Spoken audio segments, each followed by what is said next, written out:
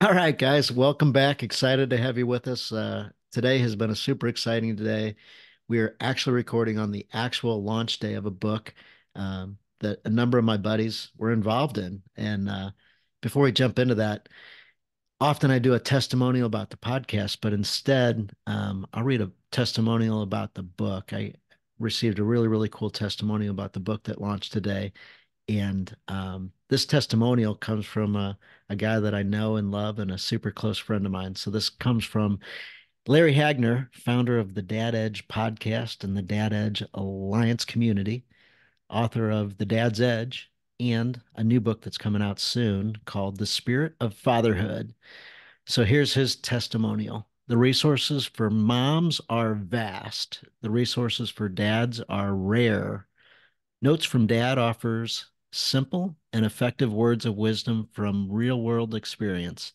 Dive in, get your hands dirty, learn, grow, repeat.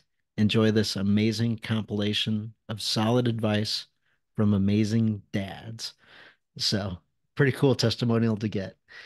With that said, let's jump in today.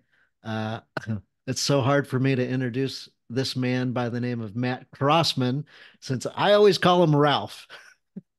And so do quite a few of my friends, many of which would not know his real name at all, have no clue. With that said, I jumped over to his website, which is mattcrossman.com, and I went to look at his bio or whatever, and it's a very simple thing. It says storyteller. So, with that said, welcome, storyteller Matt Crossman, also known as Ralph. Well, I appreciate you having me on, and I almost called you Dan, which that would have probably been the first time I ever called you that, I think, right? Because I Huh? know you as Goulash. Yeah, I've never called you Dan. Uh, Yeah, I and don't think ever. It sounds weird coming out of your mouth. it does. And we're both members of F3, and it's been strong enough that out in the community now, sometimes even like people will walk up to me and say, "Are you Ralph?" And it's the strangest. It really is weird, especially because I have a real name. Like my F3 name is an actual real name. And so the story that I tell all the time is I was at Starbucks one time, and the barista called out, cappuccino for Ralph or whatever. And I was halfway there before I thought, I didn't order a cappuccino, and my name isn't actually Ralph. So I had to turn around and go back and sit down because it wasn't me. I was just so used to answering to Ralph that I was out in public. So How did they come up with the name Ralph for you? Uh, well, they, so you get nicknamed in the circle of trust at the end of your first workout, and a typical question they will ask is, "What's your life's most embarrassing story?" And I was dumb enough to actually answer that. So I played on the high school tennis team, and I wasn't feeling very well that day. And I told the coach I wasn't feeling very well, and he said, "Ah, no, it's just nerves. Don't worry about it." So I go out on the court, and literally while the ball was in play, I absolutely ralphed my guts out. I puked all over the tennis court. I mean, just imagine like the worst volume of puke that you've ever done, and then multiply it by three, and that's about what I did. I mean, it splashed all over the place. And I tell people this, and this is literally true. The court was stained for basically the rest of its life until they The tore rest it of your down. high school career? Yeah, and years later. Uh, and so I told that story, and that's how I got the nickname. Did Was that the end of the tennis tournament match play, whatever? Yeah, Or yes, I stood up after all that. I stood up and said, "I'm done," which I didn't mean I was done throwing up, although I was done throwing up. I meant I'm done, like I'm going home. And so I forfeited the rest of the match and went home. And the sort of the funny PS to that is it was a league match, and I'm pretty sure I was a sophomore. And so a couple years later, when I was a senior, we were playing that same school, uh, and I saw the guy who we had been playing when I did that, and I recognized him because he had this spectacular late '80s mullet, and so he is recognizable. And he said to me, "Aren't you the guy who threw up on the court?" And I said, "Yeah, that's me." And he said, "Now remember, this has been 2 years." He said, "Are you feeling better?" So I thought that was pretty funny. oh my gosh. So I remember meeting you. I had started the F3 workout. I showed up to a random location on Thanksgiving Day because the place I was going, they didn't have it on Thanksgiving. Hmm. So I ended up in Kirkwood instead of Chesterfield and met a whole bunch of guys that I don't know if I've ever seen again in my life. But the second F3 workout I did, you were there, and we did a workout. I think it was Tour of Cottleville, and we just ran for about 3 miles and Mhm. did push-ups and sit-ups and all these random things. And Mhm. me and you ran quite a bit and talked about your writing. And I'm like, man, this guy just seems like a pretty cool guy that I'll click with and really, really like. Oh, well, good. I'm glad I made a good first impression. Yeah. Yeah. Is that the workout that we did the monkey humpers facing the city hall? Yes, that's right. Yep. So guys, it's exactly what you think it might be. Yeah.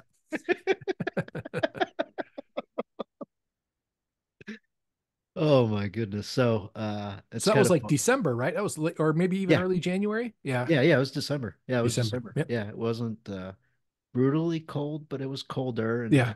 kind of rainy and Yep. yeah, it was a total blast. Um what's his Brick was there with us. Yep. Another guy who, his name is Kyle. I think I have called him Kyle once or twice, and that's it. Yeah, yeah, absolutely. So anyway, me and Matt or Ralph are just sitting here cutting up, having a good time because it's so cool to be around guys and just having fun and goofing off and also staying in shape and doing hard things with each other. So we didn't really introduce you. You haven't had a real job for how long? 30 years. 30 years. So Yeah. he just had his just over 30-year anniversary of not having a real job. He just writes things for people and articles and magazines, and he's got a specialty in adventure. I do, but I often preface it by saying I spent a lot of time uh, before I got to write about adventure, which sounds like a great big con when I describe it. I spent a lot of time covering city council meetings, school board meetings. I had to cover something called the parking garage authority meetings. So I put in my time at little newspapers in the trenches. But yeah, it's as we have this conversation in mid-May, I graduated from college 30 years ago on a Saturday, and I started at a newspaper 2 days later on a Monday. And except for I got laid off about 11 years ago and was a little bit lost there for a couple of months as I figured out how to be a freelance writer. But other than that, I've made my living as a writer for 30 years. And the Yeah. last 10 or so have been pretty heavy on adventure type stuff. That without F3, none of that happens. Or very little, I should say, not none, but very little. Yeah. And then you were kind of a co-host of a pretty huge podcast. Yeah, for a while I was co-hosting one of the 43 feet, the F3 podcast, where we talked about similar things that we'll talk about here, basically dad life and uh how to stay in shape, how to be a leader for your family, that kind of thing, where I uh learned much more than I ever by asking questions and listening than I taught by hosting for sure.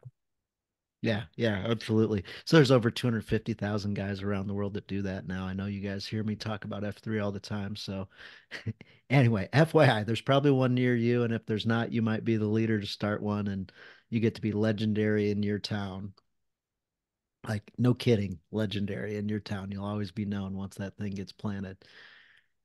So what today being book launch, like let's jump into a Mhm. book topic. Sure. You being a natural writer, well, I don't know about natural, but I think natural. I think it's one of your gifts that you've been given.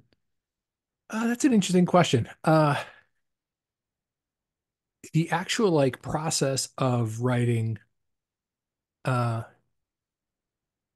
I've worked pretty hard at it, so I would be a little reluctant to say natural. It's funny that you use the word natural because I have a brother who, if he would ever commit himself uh, to writing as a career, would be a superstar because he is a natural. Uh, I think my abilities are more in relating to people and coming up with ideas and having a personality that people like to talk to me, and that the writing is a necessary task to then tell the story that that people have uh, been persuaded to tell me. Um, but yeah, I from the time you can um, answer what you want to do when you grow up, from the time that's not, shortstop for the Detroit Tigers because I grew up in Detroit, or astronaut or whatever. From the time it's a real answer, I've wanted to be a journalist, and I'm very grateful that that I've managed to do it for 30 years and I still enjoy it. I think that's pretty unusual. Um, First of all, that somebody gets to do what they love, but then also finds out that they really still enjoy it even after a very long time. And in my particular industry, sort of being detonated right in the middle of that career uh, by a variety of things that I won't bore you with. But the creation of stories is the same. The distribution of it is so different; it doesn't even resemble itself from when I started. So that's a thing that I found years ago was telling stories. The art of storytelling Mhm. is a craft that people would do well to perfect or strive towards perfection and continually work on having signature stories and ways of communicating that intrigue others and keep others engaged. The Bible's a great example. What did Yeah, Jesus do?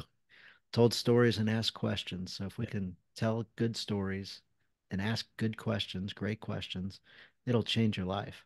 yeah. I agree 100%. It's a large part of why I do it. And then I think that one of the things that I also enjoy about it is you can always get better at it.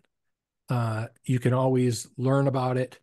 It's not like a physical skill, right? Where if you're a marathoner, let's say, at some point your body's going to start to break down and you can't do it as well as you used to.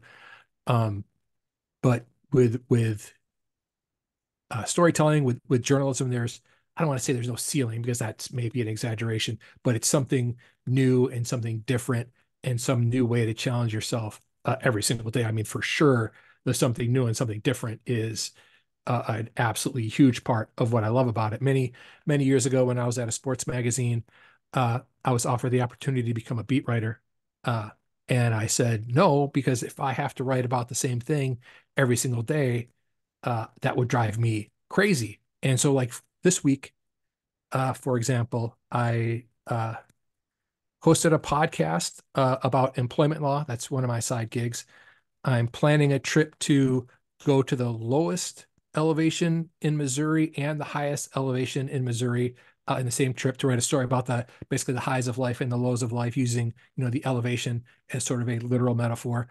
I'm planning a 3-day canoe trip in an area of Nebraska that has been measured to be among the quietest in terms of like human noise on the whole planet.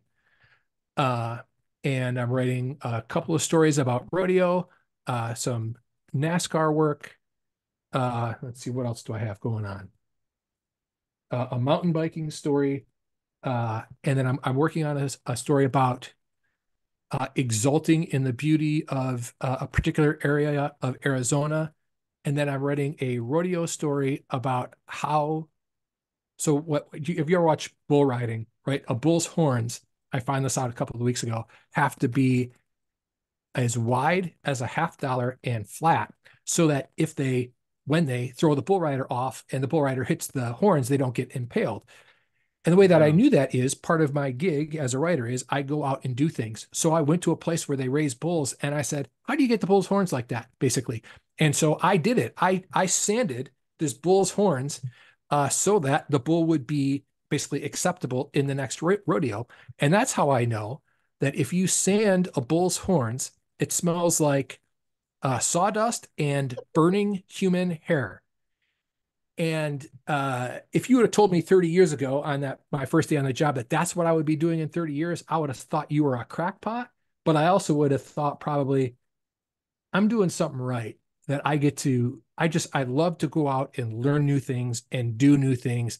And as wackadoodle as it could possibly be, that's what I want to go do. Like the weirdest, most different, most interesting thing.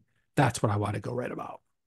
I love the guys that can come up with the craziest sounding thing in the world that you think, how did they ever put that together? Where you actually did it in real life. Yeah.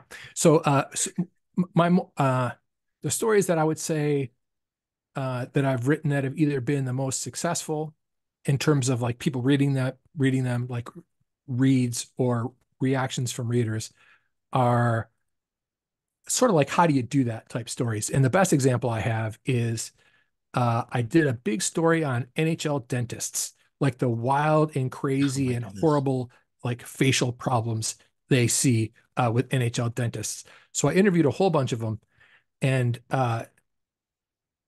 sometimes you just get lucky and you find like the perfect NHL dentist to interview, and that's what I did. Uh, his name is Tom Long. He was the dentist for the Carolina Hurricanes, and he just understood instinctively the story that I wanted to tell about how just the crazy things that he would see in the course of his job. So he told me incredible stories, invited me up to go see him, and then let me sit with him during a game.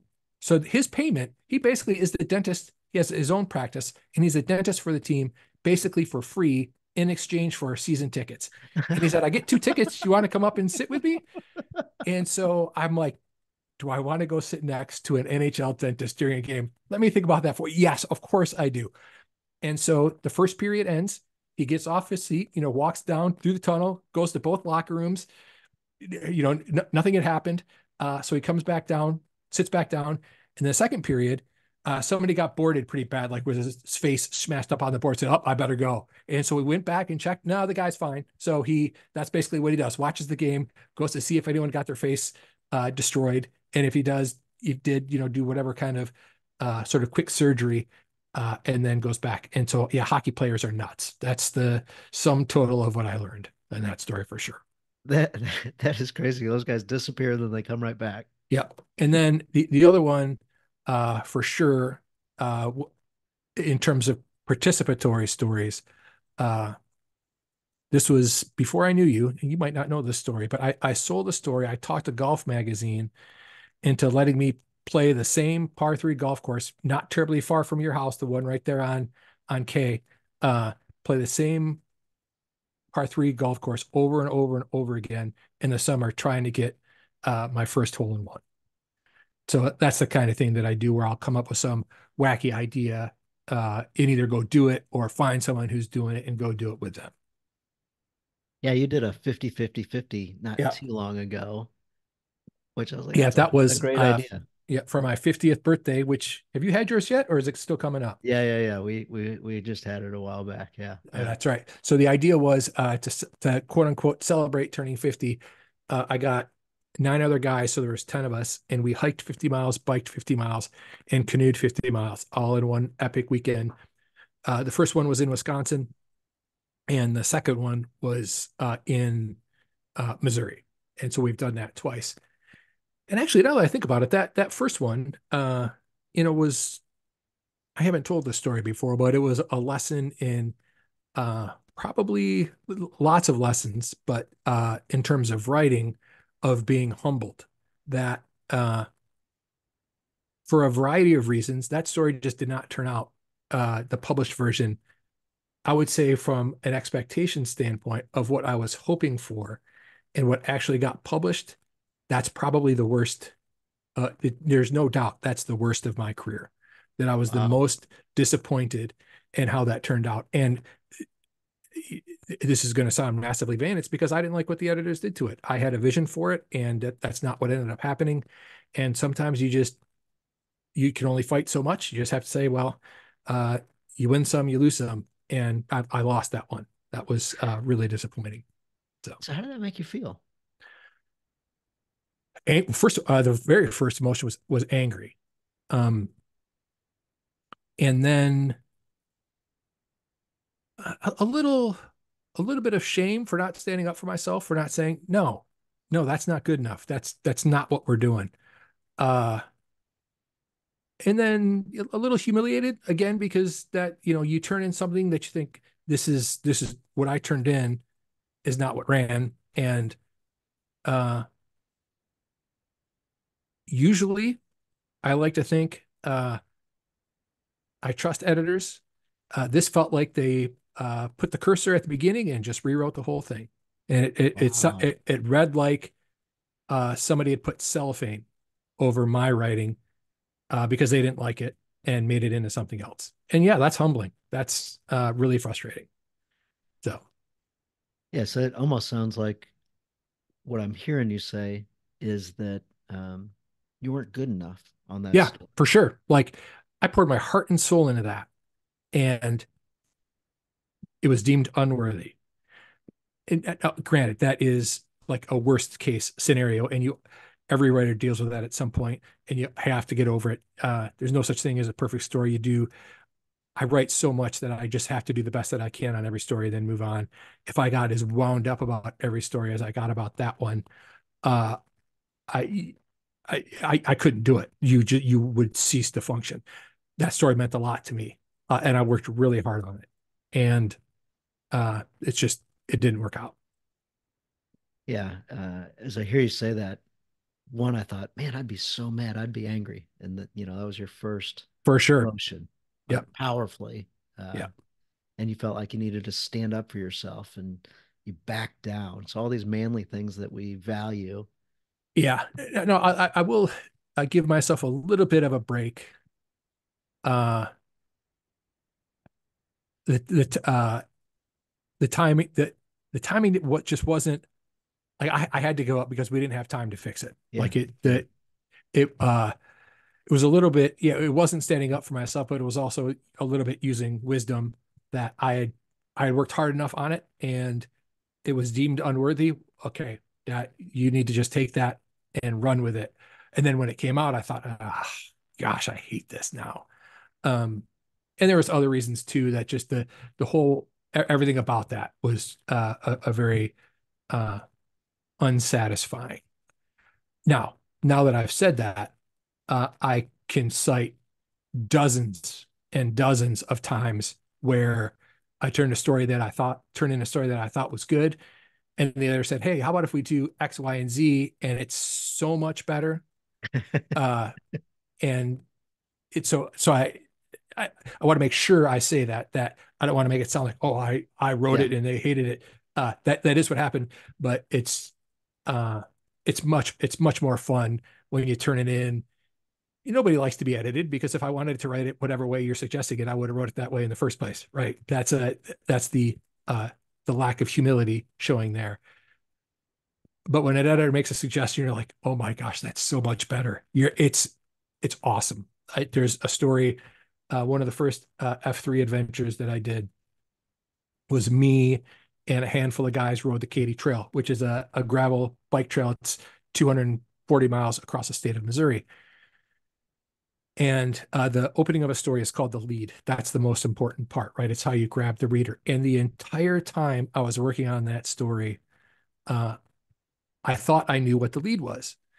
And so I turn it in to this to the editor who, if I could only pick two or three editors to ever work with again, she would be one of the two or three. And I had never ever considered this other part to lead with. And so when an editor says, "Hey, why don't you make this the beginning?" That's a big ask, right? It's because and especially that story where I had never considered doing anything else. And as soon as when she first said that, I thought, yeah, I don't know. And then I like rewrote it with that as a lead, and it was like scales falling from my eyes. I was like, oh, she's brilliant. She is so right. And I even wrote it back. And I'm like, it's. I worked on this story for a month, and I never once considered doing it the way you said. And you are so right. It's so much better this way that I. What can you do? Thank you. That's a great edit. So the vast majority of the time, uh, editors make stories better. And how do you deal with it when they don't? When you think, and again, it's not a fact, right? It's not 2 + 2 = 4. It's an opinion, so it's not like they're wrong. But when you feel pretty strongly about something and you want it to say what you want it to say, and they put a stick of dynamite under that and light it and blow it up, it's hard to deal with. I've got an ego, and that was the worst one for sure. Yeah, so I recently had nothing to do with writing. Well, a little bit to do with writing, actually. Um, Working with an organization to fix a problem. And this organization had made a whole bunch of mistakes in communicating and the facts that they had. And I'm like, hey, let's come together on this and let's do a call and let's do all this stuff. And all they would do was type things. They wouldn't have a real conversation. And I was so frustrated with it that I just wanted to fight and I wanted to show them I was right and I wanted to get an apology and want them to, correct their mistakes and all the things. Right. And then I took it to a group and I said, "Hey guys, this is what I'm going through right now. Like it's really frustrating." And the whole group says, "What's the worst that could happen?" This. I said, "Well, what if you just roll over and let it go away and realize that you're just not going to affect change and just like, would it alleviate your stress? Could you move on with your life? Could you blah, blah, blah?" Yes, all those things are true. But, my ego, my spirit Yeah. inside me, like, I want to right the ship. I want to Yeah. correct it. And they're like, why don't you just turn the page? Yep.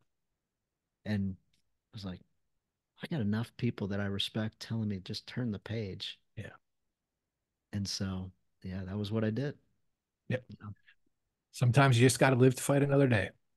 Yeah. And Yep. I still look back and I'm like, well, I'm glad that I moved forward. Yep.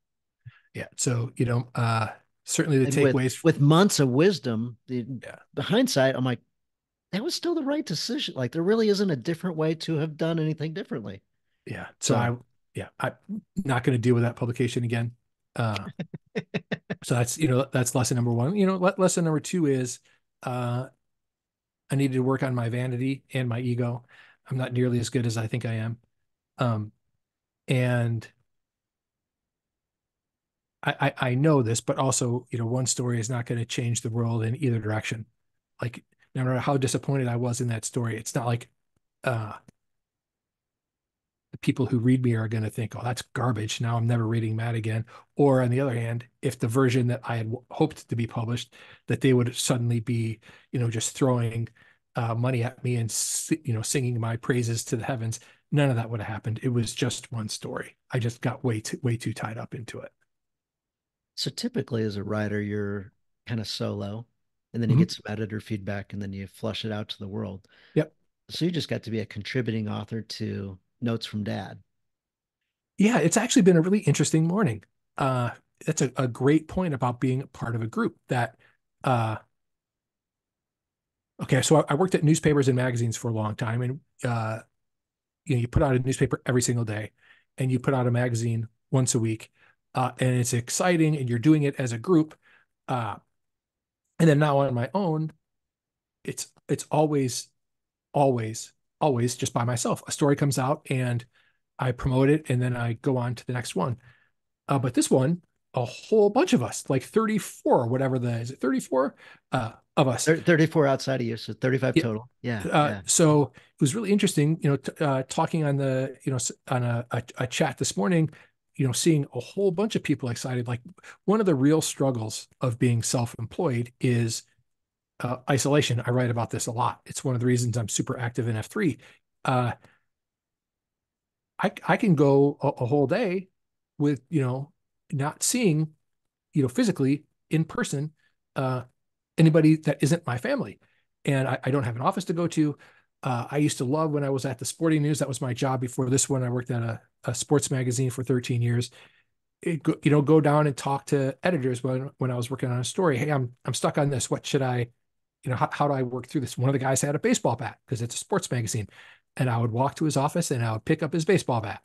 And everybody either had a football or a baseball, right? And so that interaction, I miss that every day. And so you almost forget that that's a thing.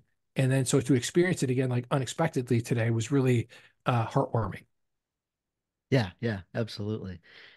So what did you see? Like community is a huge, huge thing. And um, it seems like the way the world is going, we're getting separated and Mhm. divided and Yep. more loneliness, more Yep. isolation.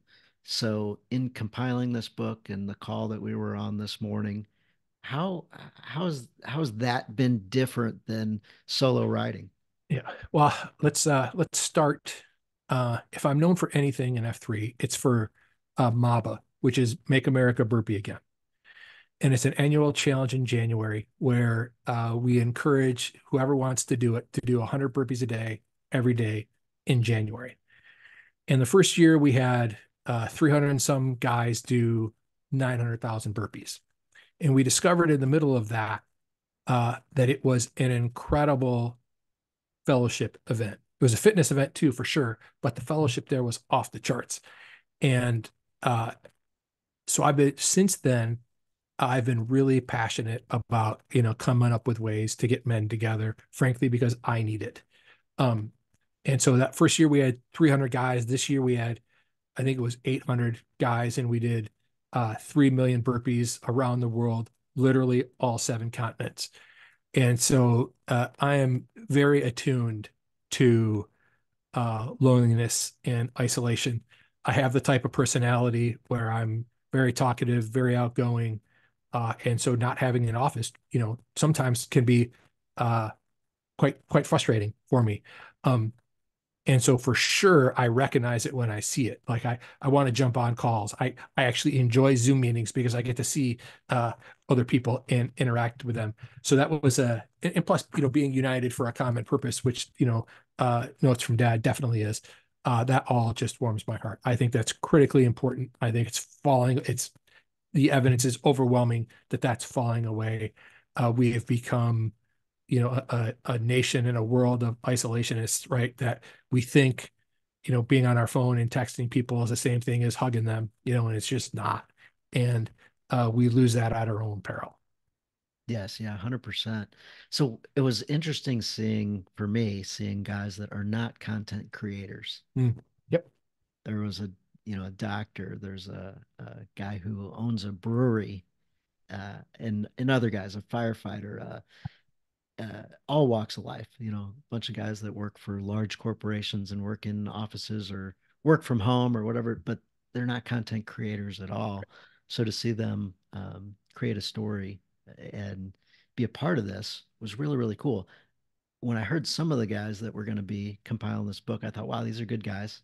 However, there's no way they can write a story. There's no way.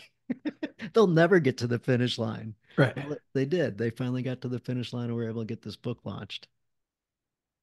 Yeah. One of the other interesting things is uh, the actual men involved. So the editor of the entire book. Well, okay, let me Oh back yeah, that yeah, up. absolutely. The compiler of the book, if that's the right word, sort of the spiritual leader and the man whose idea it was, is Cherry Lamme, Jason Meinersagen. And so he's been a good friend of mine for 2 or 3 years, I think, Yeah, a couple yeah, years more than you. And we've become, I would say, sort of advisors to each other. We're roughly the same age and roughly the same, life status type thing. And so, we've become good friends through this. And as you say, he's a writer. And so he was talking to me about the book. Uh, and then separately, the editor of the book, his name is Kyle Veltrop. And I've known him for almost 25 years. I worked with him at the Sporting News for a long time. He's a brilliant writer and a brilliant editor, very talented. So he's telling me about this book that he's editing of essays by and for dads. And then separately, Cherry Limeade is telling me about this book that he's um, organizing uh, by and for dads. And at some point, I thought, are these two guys talking about the same book? And then finally, I said, Kyle, are you working with Jason? And Jason, are you working with Kyle? So I was hearing about it from both sides before I realized that they were working on the same book. And so I have, like I said, I've known Kyle for 2 decades. I've known you for 5 years, and yeah, Cherry for yeah. 3 or 4. And so it's been sort of an interesting confluence of people I've known for a long time and people I've just met, and everything in between. So it's interesting that I would have heard about it from both ends before I actually got involved. Yeah, absolutely. And with you, being on the distribution side, marketing side, seeing that whole side of it, it's been interesting for the guys that one aren't content creators Yeah. and two have no idea anything about marketing anything. And they're Oh like, yeah, I don't. oh, Yeah, I also don't know anything about marketing, anything. I basically followed the instructions that they gave, and that yeah, was yeah. about the extent of yeah, I'm not good at that at all. Because for I the first however many years of my career, you didn't have to, right? exactly. So I worked at two newspapers, one of them twice. So I went first newspaper, second newspaper, back to the first newspaper. And that was in the mid 90s where, first of all, Twitter and Facebook and all that, none of that even existed, but everybody got the newspaper. You Yeah. didn't have to self promote because the paper was literally on their front porch, right? And the same thing when I worked at the Sporting News. You didn't have to self promote the Sporting News because 750,000 people bought it every week or whatever the circulation was. I think that's about right. Uh, so that's definitely so the idea that you have to get your work in front of people is still something I'm learning about, I would say. So, guys, listen, that's a perfect segue. Hey, thank you for sharing. Thank you for posting. Thank you for Yeah. inviting people into the Journey of a Christian Dad Facebook community. Uh, it's a whole different world out there with marketing and uh, influencing people and connecting, good people with other good people, or connecting people that want to advance in some way, shape, or form. If you want to get involved more with an adventure lifestyle, I highly recommend you connecting with Ralph or subscribing to his blog and those type things. uh, you shared a story with me. You've got a couple of daughters. Mhm. They're soon to be both in high school. I think if you count the end of the last day of eighth grade as when you become a freshman in high school, then like as of basically right now, I have two high schoolers because her eighth grade year ends today, and I have a Yeah. daughter. My other daughter is going to be a senior, so I'll have a freshman and a senior. So you've heard some stories Matt's going to write coming up soon, and he's just a big adventure guy. He loves fit. One loves fitness.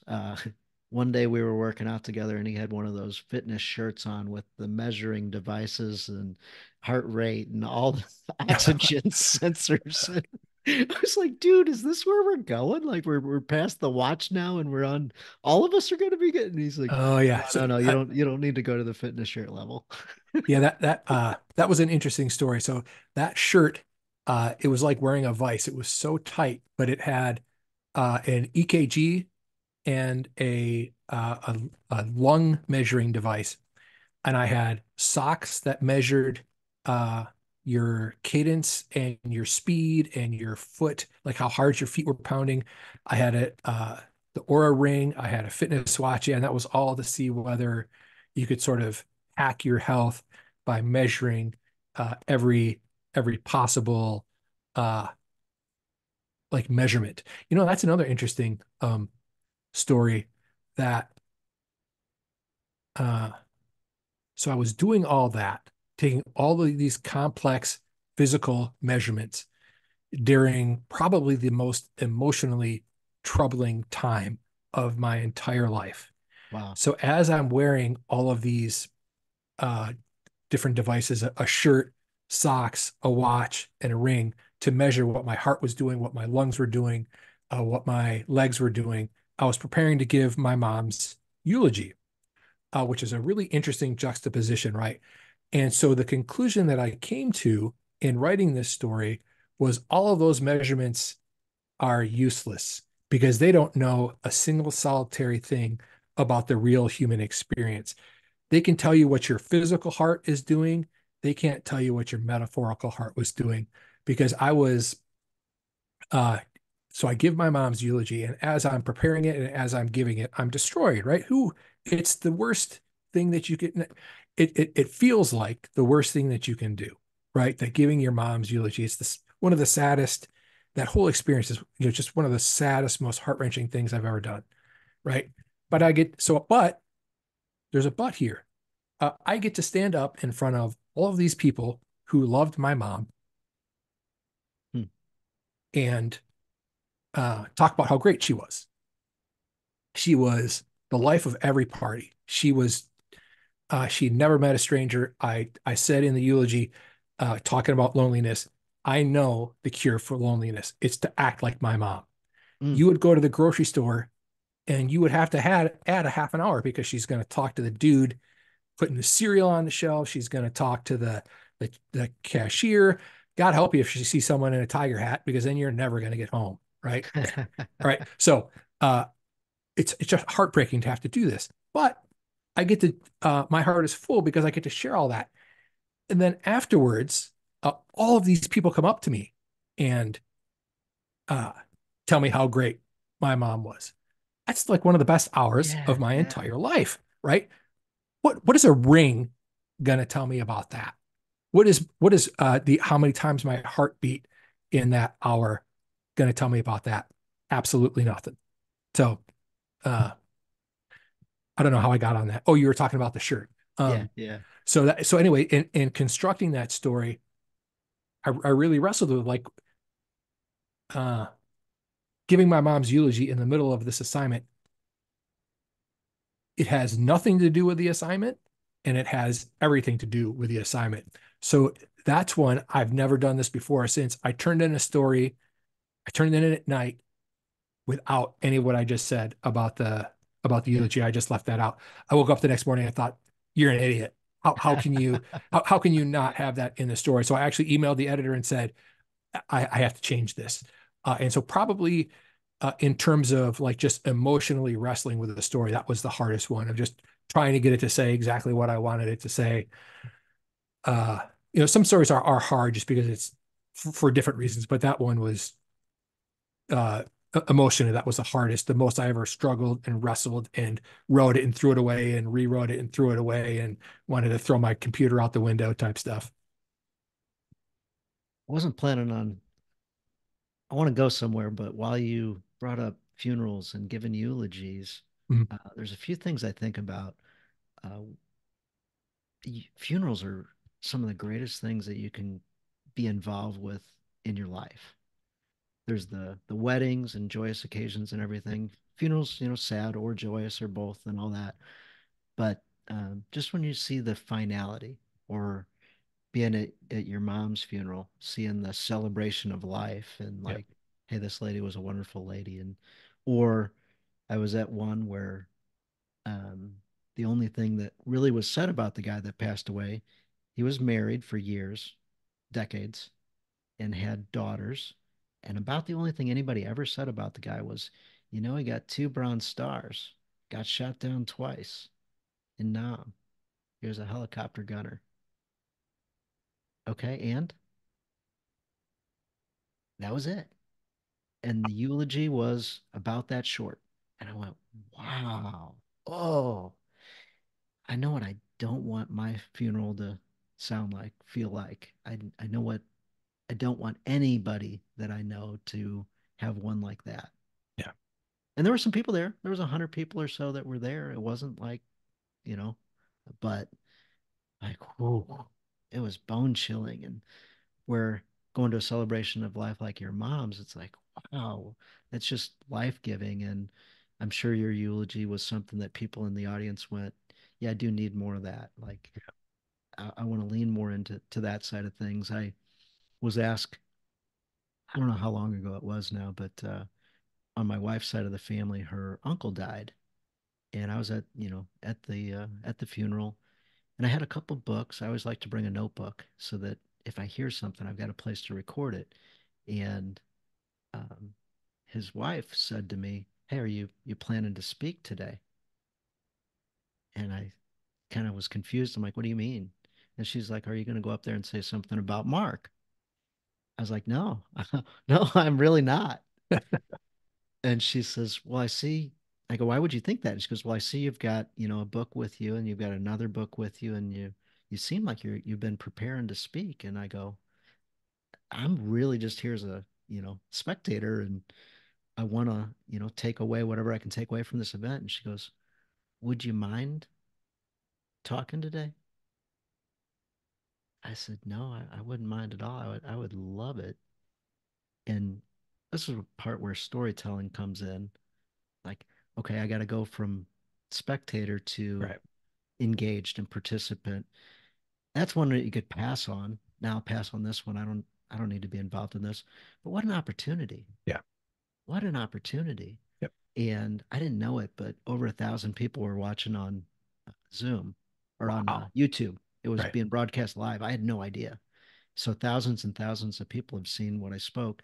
I spoke for about 15 minutes and I shared an experience that I had with him. He loved Cardinal baseball, and there was a reunion of the 1967 team, and we got to go see them talk and Gibson and all the guys, most of them are deceased now, that spoke on the stage that day. But I got to experience that with him, and I got to see him and some other guys in his age group go back to their childhood with just pure joy. And it was one of the coolest days of my life. So I got to recap that for the audience, and everybody knew he loved Cardinal baseball. Separately from that, he got buried with a book, and on the cover of the book, it said Proverbs and Psalms. Hmm. And there were some people in the audience that day that I knew were more agnostic or atheist. They definitely weren't Christians. And I got to speak, and in my mind, I was talking to only one person and talk to him about just, if you ever open the book and you stumble upon Proverbs or Psalms, it's some of the most amazing writing in the Bible that even non-Christians go, oh, this is genius. This is Yeah. wonderful. And so I was specifically talking to one person and like, I hope you get this. I hope you get this. It's interesting that you use that phrase, specifically talking to one person. That's actually excellent writing advice. And I tell that to people quite a bit. And when I talked to a couple of people as we were preparing this book, Notes from Dad. Uh, I have a couple of either former editors or friends who are former editors who I imagine them reading my stories, especially when I'm trying to make them, when I'm trying to make, if I'm trying to be funny or if I'm trying to describe it in such a way that a person really gets it. There's a couple of guys who I imagine them, and really only them reading it. Because if you think about the whole world reading it, you'll never get anywhere. And so the writing advice that I usually give to people is basically if you're telling a story, uh, imagine you're, depending on the audience, you're either at a bar or you're at a restaurant and you're talking to your buddies. What's the first thing you would tell them about the story? That's what should be your first sentence. What's the Nice. second thing that you should tell them? That's what should be your second sentence, basically. So, start with whatever's the best part and, save the funniest part for the end. And that's basically it. That's uh, really simple. So besides all the hard stuff with the workouts and all that, like that's an F3 workout with Ralph. Yeah. You're laughing the whole time. Oh my goodness. So in your chapter of the book, you Mhm. talk about adventure, Yep. and that's something that I like value and respect a ton. One, I love guys like you in my life so that I do stay on the adventure side of things and stay away from the boring and routine.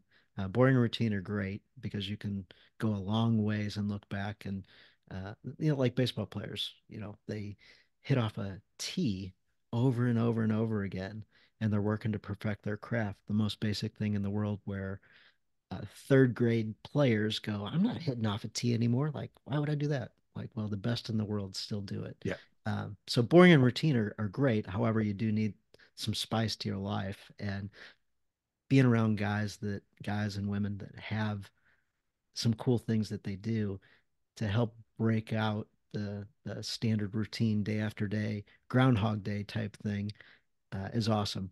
So your daughter back in the day climbed a huge, massive slide. Then what did she do? So she gets to the top.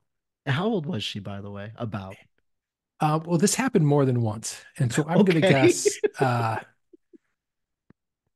two or three or four, old Okay. enough to climb to the top of a slide and old enough to say so she gets to the top of the slide and looks down and says, I don't think this is a good idea. And she turns around and walks down the slide. And that really struck me. Like, uh, my kid's too afraid to go down the slide. It's a big slide. Uh, don't want to push her, don't want to force her, don't want to scare her, don't want to do any of those things. So just sort of set that aside, but made it sort of a mental note of it that uh to sort of keep an eye on that. You don't want her to be, you don't want to go through life scared of everything.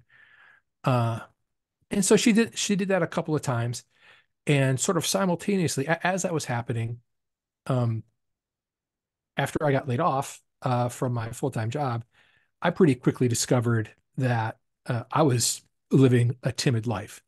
That especially after I got laid off, I felt like I was on the top of the slide. looking down at the rest of my life and thinking, I don't think this is a good idea. But there was no ladder for me to go down. I had no choice, right? I was about to take a wild ride, whether I wanted to or not. And so I figured out that in order to face fears in my professional life, uh, I needed to face fears in my personal life. And in particular, I was afraid of heights. And so I started doing things that required me to face that fear of heights. I went uh, like zip lining. I went rock climbing. I went ice climbing. I went I went tree climbing. I climbed the top of a 60-foot red oak named Willa. And eventually I learned um, that I really wasn't that I was a little bit afraid of heights, but I was really more uh, just unfamiliar with the system that was protecting me, right? The basically the ropes and the pulleys that you use when you rock climb, when you ice climb, when you zip line, when you climb a tree. And once I understood how the harness and the clamps and all that worked, I was way better. I wasn't I don't want to say I wasn't afraid, but I was willing to do it. And plus, people were paying me to go do those things, and I was having a heck of a good time doing that. And so I started write about all of that in my essay in Notes from Dad, and sort of hoping that my kids would see that and that would be a positive influence on them. The number one storytelling principle in it is show me, don't tell me. Uh, don't so it's show whatever it is, don't just tell. And so the reason I bring that up is I know that if I tell my kids, hey, you should go down that slide because it will be fun, or whatever the thing is that you tell your kids, they're not going to listen and they're probably going to argue with me, right? That's life as a dad. But if they see you lived your life in such a way that they think, boy, my dad's having a lot of fun going down that slide. I wonder if I would have fun too. That's, to me at least, a more effective way of parenting. Uh, it's a little bit of do as I do, not as I say, right? Because whatever you tell them, that's not an effective teaching way for this. And so I sold a story, getting to the point here. So I wanted my daughter to go down that slide, right? To stop saying she was old enough. Obviously, she's going down a slide now, but whatever it was in her life that was the equivalent of, I don't think this is a good idea. I wanted her to do it anyway. The point is not that you're not afraid. The point is that you do it anyway, right? That you courage is doing something when you're afraid, not being afraid, right? That's a hugely important lesson. That if you're not afraid, that's not courage, right? I mean, that's simply put. Uh, and so I sold this story to go to Colorado, and I called it He Thrills, They Chill. So I was going to go do all this adventure stuff, and my wife and my two girls were going to do basically not adventure stuff. They were going to, look for pollution in creeks. They were going to learn to make jam. They were going to like go to an animal farm or whatever. And I was going to go, rock climbing and hiking and on a via ferrata. And I was hoping that maybe they would join me for one sort of minor adventure. And so we get to a ropes course in Colorado. And sure enough, we're on this ropes course and we're a couple of stories up, right? We're all strapped in. There's no, it's trusting the thing. If it wasn't scary, everyone would do it, right? It's scary. And so my daughter gets on this particular part of the contraption where the ropes kind of look like U's, right? And you step from rope to rope and go across, I don't know, 20 feet or so. And she was at the beginning of it and I was at the end. And she was looking to me to explain how to do it. I didn't know how to do it. I couldn't tell her. I could encourage her to try, and that's it. And she was frozen and she was, getting upset. And I'm not going to push her. I know better. If she wanted to not go, I would, support her and hug her no matter what. Well, all along, really hoping that she would do it. And that once you start, you have no choice. You have to keep going because the way that it works, you can't go backwards. And God bless that guide. The guide with us coaxed her to the first rope, and then explained to her how to do it. She gets all the way across, and I am the over exuberant, super celebrating, want to spike my helmet in celebration. I tried not to do that, right? Because I know that will cause, even though that's what my heart wants to do, my body was trying to stay perfectly still. And so before I could really even do anything, she finished that, was off of the contraption, had climbed the entire rock wall before I could even get down to watch her. And I was like, what in the world just happened? Uh so uh and then next thing you know, she's skiing. Next thing you know, she's acting in play. She's has the courage to audition for a play when there's hundreds of applicants and only a very small few get chosen to perform in front of a hundred, hundreds of people, which is an entirely different kind of courage. And so I eventually realized, and I think you can relate to this, I really want them to live adventurous lives. I really want them to be thrill takers, thrill seekers, risk takers, but I don't want to watch that because it's going to give me a heart attack. I would just, great, awesome. You went rock climbing. I don't need to watch. I think just tell me, maybe tell me when you're done, because if you tell me and your mom before you go, your mom's going to have a complete heart attack and I'm going to have half a heart attack until you actually call us and tell us you're okay. So just please take as, go ahead, be a thrill seeker and a risk taker. Just tell me afterwards because it's going to give me a heart attack watching you. So we've done indoor rock climbing for quite a while, me and my daughters. And the place that we normally go to, it's about a 25-foot wall. And again, it's inside, so there's a pad underneath. And the first time we went, my daughter's like, we're not going to climb up that. Okay. What are you going to climb? And so we climbed a few things, and then eventually they did climb up that. Hey, Dad, I'm at the top.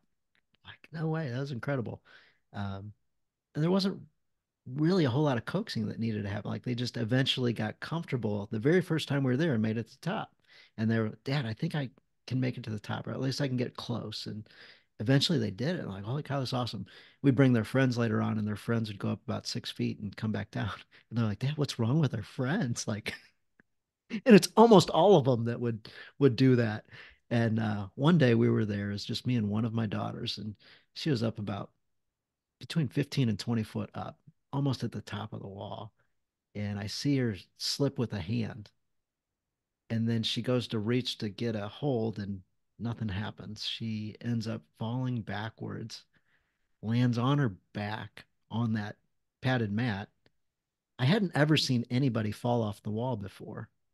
And I'm about 15 or 20 feet from her. And I'm like, what do I do? Do I sprint to her? Do I have my emotions? Oh my goodness, are you Yeah. okay? Right. Yeah. I said, no, I'm not going to do any of that. I'm going to calmly walk over there, get over to her. Hi, sweetie. And having a really good idea that she was not going to be able to breathe when I got there. Yeah.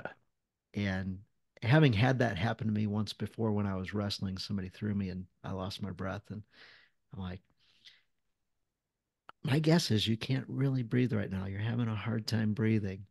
I've been there before also. You're going to be okay.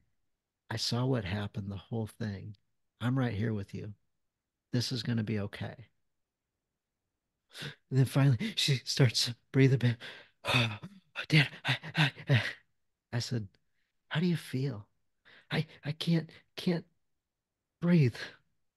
You'll get that back. You'll get Yeah. that back. And finally, and she's like, Dad, I feel okay. Like, are you gonna climb the wall again? Absolutely. She got right back up and Yeah. went after it. Uh, but kind of being there and being that calm, reassuring, your dad's here by your side. I'll take care of you. I'm like, that was one of the cooler times in life. We've had many examples of that where as she's going into her teenage years, I want her to know that I'm there to protect her, guide her, lead her, and, you know, navigate her until she's old enough and, wise enough to take care of herself. Such a huge challenge. Uh, I took my daughter, all of the, that's a great story, first of all.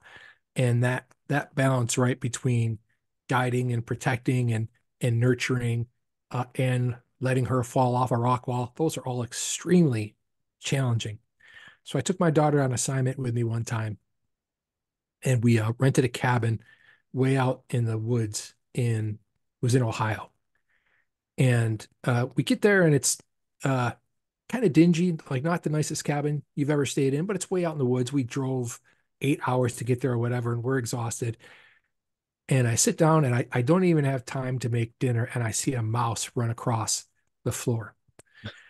Uh, and then I saw either the same mouse again, uh, or another one. And I think it was another one because it was too far away from where it had run under the stove to have gotten there that fast. So I sat there and I thought, oh, crap. She is not going to be able to sleep knowing that there are mice running around in here. And I'm not going to be able to sleep because she's not going to be able to sleep. On the other hand, uh, not everything works out perfectly, right? Sometimes you need to you need to face whatever the hardship is and just power through. So I sat there for about 10 or 15 minutes trying to think through the options. Uh, I know she wants to leave. Oh, she's seen the mouse. Oh yeah, she saw it. And so I thought, uh, do I want to be the dad who, at the sight of a mouse in a cabin way out in the middle of the woods, then leaves to go get a hotel, which kind of seems like defeating the point of having a cabin way out in the woods. But I don't want to be the dad who forces my daughter to sleep somewhere where she's, terrified of this mouse and can't sleep. And then therefore I can't sleep either. And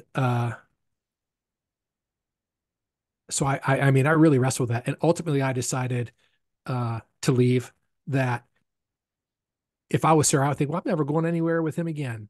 If he cares so little about my well-being that he makes me sleep in a cabin with a mouse, she would, and I would probably think rightfully so. She would be like, I'm not, remember last time I went on a assignment with you, you made me sleep where there was a mouse. Are you going to do that again? I didn't want to have to answer that question. And only because like as part of the assignment, I had gotten a really fancy car from, I can't even remember what it was, some kind of Chevy SUV, I think, that they wanted me to write about the car, only because that car had extremely high level GPS. Was I able even to find the uh, hotel because it was an hour away across the mountains that my phone would not have gotten us there. But we got there and everything turned out fine. Um, but yeah, when do you run up and hug them and, protect them from the storm? And when do you let the storm roll over them? I don't have the answers to any of those questions. Uh, it's fun and challenging and interesting to talk about them afterwards. It's horrible to go through it at the time. Yes, yes, 100%. It makes me think about just the other day, my daughter's a softball pitcher, and I'm over on the side. The game's kind of a tight game. The other team's got some talented players. We're trying to win the league, and she looks at me and kind of gives me a smiling sort of, and I'm in the dugout, I'm the coach, and she gives me a little come here, come here. Like the game's going on. Like I'm the one that calls timeout and Right. I come to the mound. I make that decision. You don't tell me what to do. And I'm like, she's not asking me a question. She's literally telling me to come to the mound. So I call a timeout. I go to the mound and I'm like, is she hurt? I didn't see anything. Like, what is massively wrong? And she goes, hey, Dad, I got a question for you. This girl up here, she's a good hitter. I think she's going to clobber it, and this game's close. I don't want to. I don't want to give her the opportunity to win this thing. I said, "What do you want to do?" She says, "Can I walk her?" We've never had a discussion about intentionally walking a Right. batter before. And I said, "Well, I'm really glad you asked that question. Um, I got a different scenario for you. Remember how we talked about pitching girls around the bill of their helmet? just above the strike zone enough where it's tough for them to hit. And she goes, yeah, you think you can do that? I go, and if you throw it back to the backstop and you miss high, that's okay.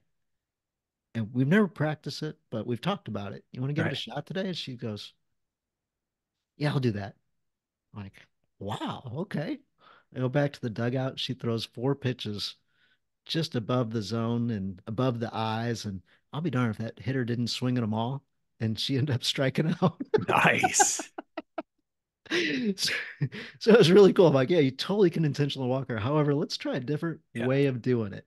And, it was really, really cool and fun, but it's cool to have a, a kid for me that has that confidence. I'm like, I've never seen a kid call the coach out to the Yeah. mound when they're not hurt.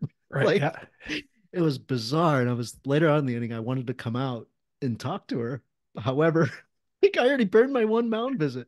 And we don't have another pitcher that can come out. Like she's the Right. last one in the game. So these situations are hilarious. And as guys, we gotta look to these as opportunities to share. You shared about being on the slide and having to trust the mechanisms. And once you understood all that, and it made me think about like the sparrows when they're going for their food and they don't think about where their next meal is, and in, the way the world is designed, God takes care of that for them. Yep. And as men, we're often wondering about the next thing and the safety mechanism and all the stuff.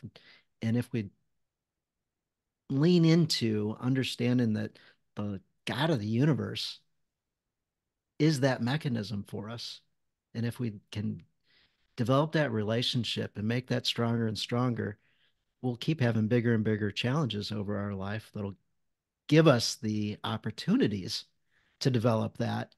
But yeah, when you shared that, I thought, man, have I had some challenges that have come my direction, and it's allowed me to learn that safety mechanism, God, in a much bigger way than I used to.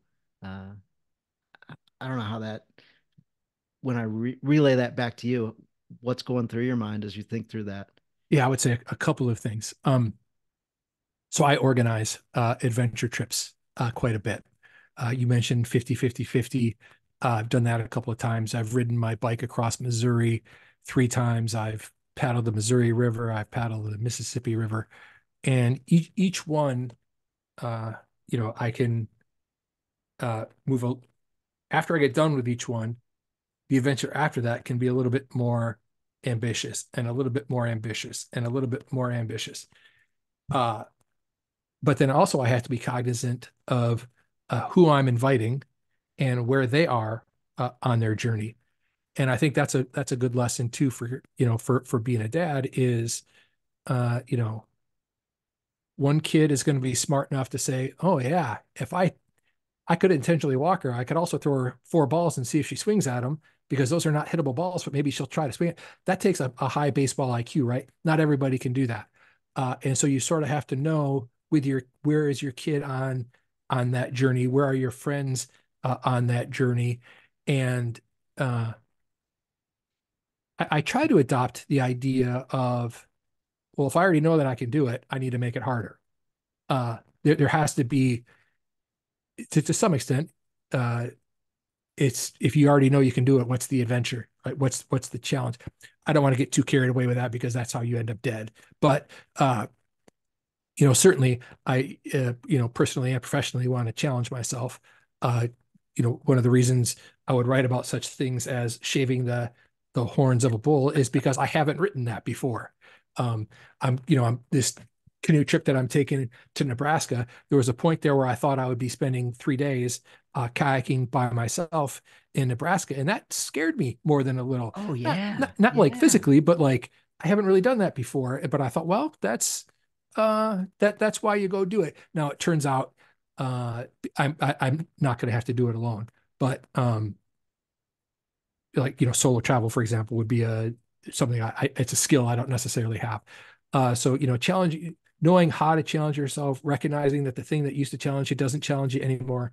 Those are all things I've learned through adventure for sure. So have you got any thoughts about the notes from Dad book, things that you'd tell other guys about, anything that maybe we haven't covered that you'd like to throw out? Just kind of open for you to talk about whatever you'd like as we close this one out. Oh boy, you ask a Redditor. It's funny that you would phrase it that way. People ask about uh, writer's block a lot. Like that seems to be a thing that people want to Oh ask me yeah, about. yeah, all the time. Yeah. And I always say I may struggle with how to write a particular story, but actual writer's block really almost never because uh, I don't have to make anything up. Everything I'm writing about has already happened. It's just up to me to describe to decide like what order to tell it and how to particularly tell it. So I've never really struggled with uh, writer's block for that reason, and also because I don't have a choice. I have to write. There's that's if I don't write Yeah, it, I you've don't got get the paid. deadline. So Yeah, the I've got a deadline deadline. is a great creation mechanism. Oh gosh, you ain't kidding. Um, I think in terms of like notes from dad and what we've talked about and what I've written, uh, the message that I hope to convey to people is um, adventure is the means by which I form connections and I make connections between other people possible. I'm very passionate about that. Uh, but adventure is just the conduit. It can be a book club. It can be a cooking club. It can be a prayer group. Whatever it is, the point is find other people who have your passions and share those passions with them. We are not meant to go through this life alone, period, full stop.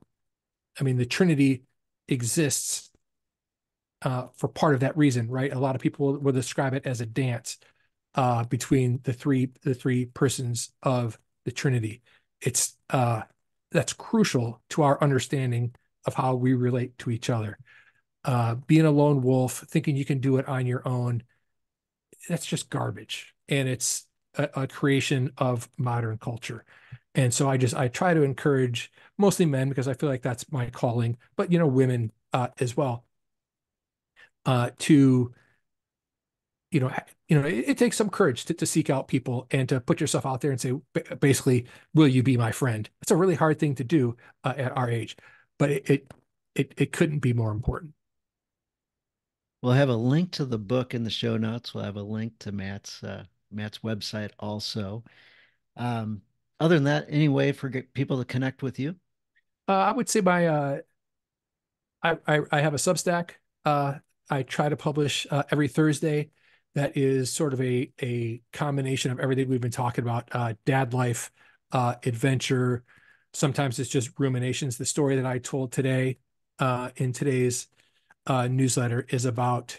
I sort of open it with, I've in pursuit of stories, I've badly pulled my hamstring. I've cut myself all over the place. I've wound up with bruises and welts and all of these myriad injuries. But we talked about Ralphing earlier, but I've never actually thrown up in pursuit of a story. Well, I came very close one time. I wanted to do a story about the flyover before a sporting event for a really long Yeah. time because I think it's fascinating that the plane is flying over at the exact same moment that the person says, of the brave, and then Yeah. this F-16 going 1,000 miles an hour flies over at that exact moment. So I always thought it'd be really cool to like be inside that plane to figure out how they do it. And so about 11 years ago, I talked my way into being in the back seat of a jet for the flyover before a race. I told you I do things and then write about them. Yeah. Okay, I'm not the world's greatest flyer. Again, I'm better now because I understand flying better, but part of my fear of heights was fear of flying as well. And so I'm a little bit jittery in the back of this plane. And the pilot fails to tell me two very important things. The first is that as we fly over the track, this plane is the one that's going to release the smoke trail, right? Well, in order to when you release the smoke trail, what do you think happens in the cockpit? It gets smoky.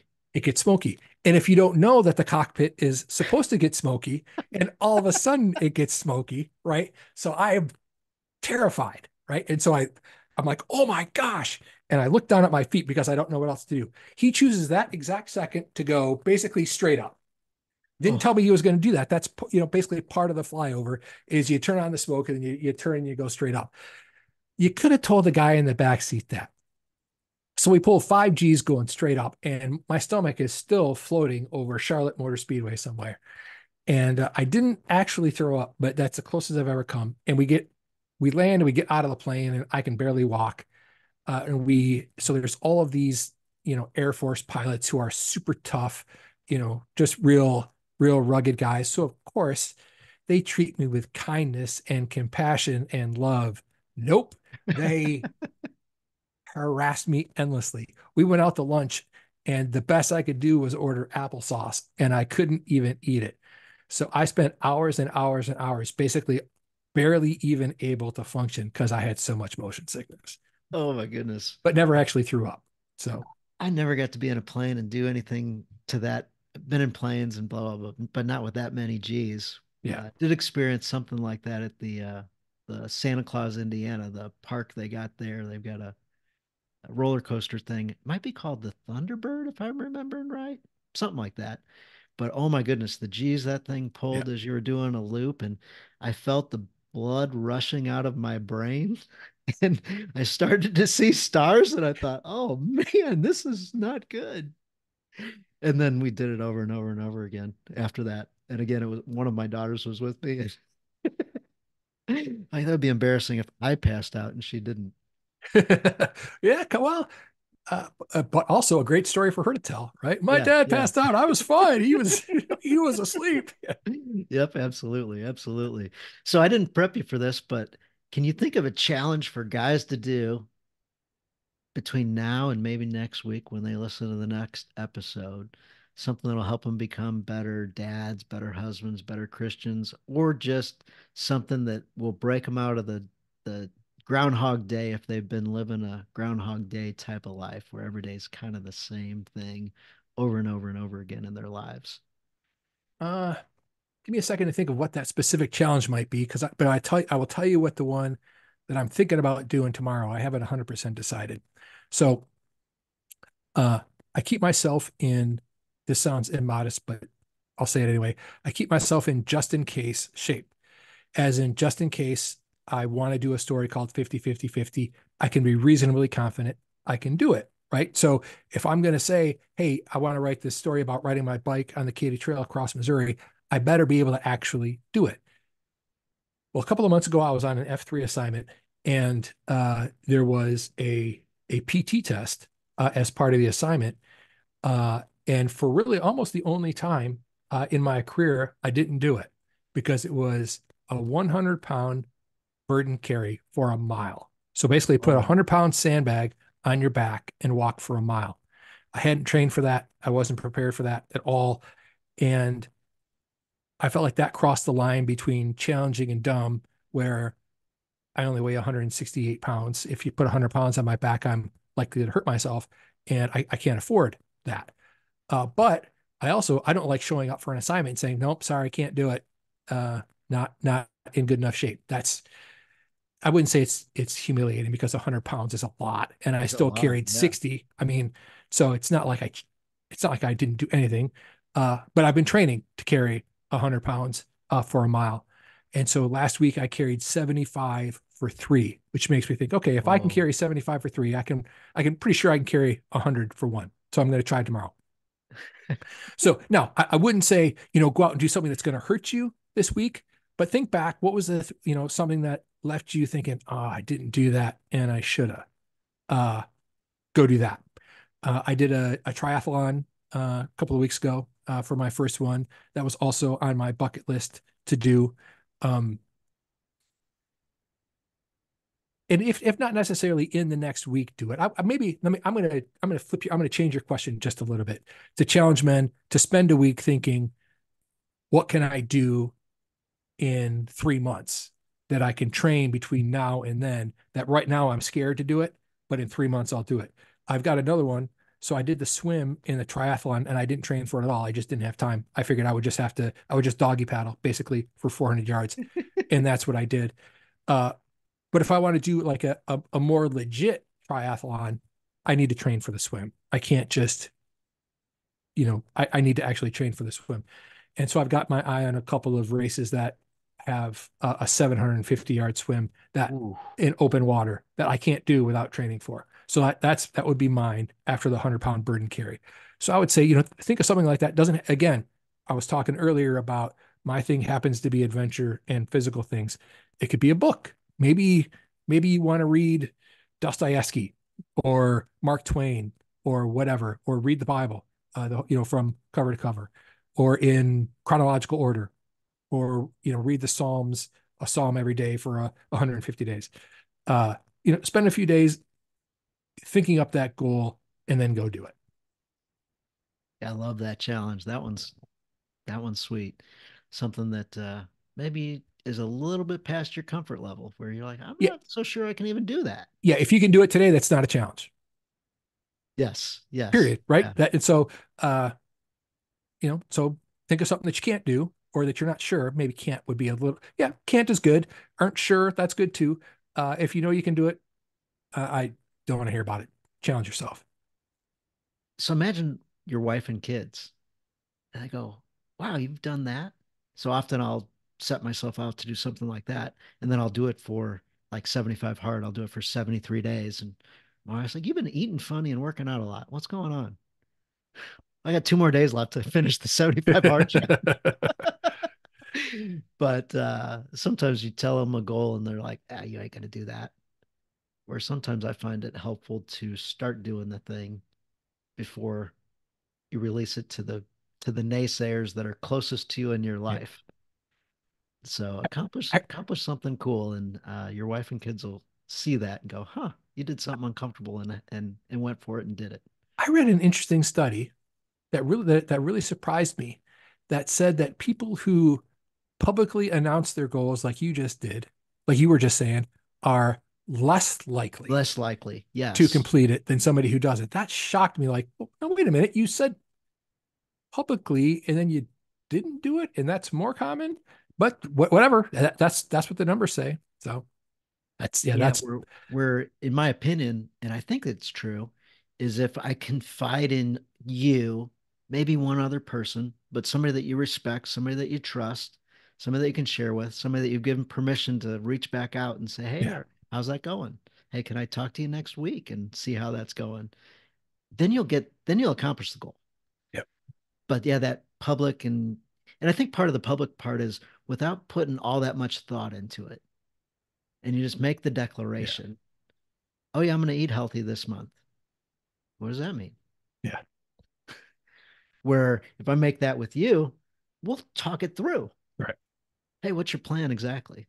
Tell me how much chicken you're going to eat. When are you going to eat fish? And are you going to have spinach involved? And yeah, do you have a measuring device and whatever it is that would come out of your mouth? But right, we'd have a solid plan. And then you might go, you know what? I'm going to do that too. Or I'm going to twist it and I'm going to incorporate whatever it is. But we'd mesh on that and we'd stay connected the whole time, all the way through. Where the public declaration part, there's not really anybody that yeah, you're accountable to at all, yep, and the world's going to forget you ever said it. yep, So anyway, I think that's the sauce behind it and why the public declaration thing doesn't work at all, and also goes the other direction where you don't accomplish it. right. Awesome. Well, I'm so glad to have had you on today. And what a cool occasion that it happens to be book launch day. Yeah. So It was my pleasure. I appreciate the invite. yeah, so if you haven't bought the book yet, please do. Please let Matt and myself know, or Ralph and myself know, what you thought. If you liked our stories, if you could share it with some guys, that'd be great. And thank you, as always, for sharing the podcast with your friends, and also, being involved in the Facebook group, that type of thing. So, God bless you guys. Get out there with your families, throw some adventure in your life this week, and love on your wife and kids. God bless you guys. Catch you next week. Bye bye.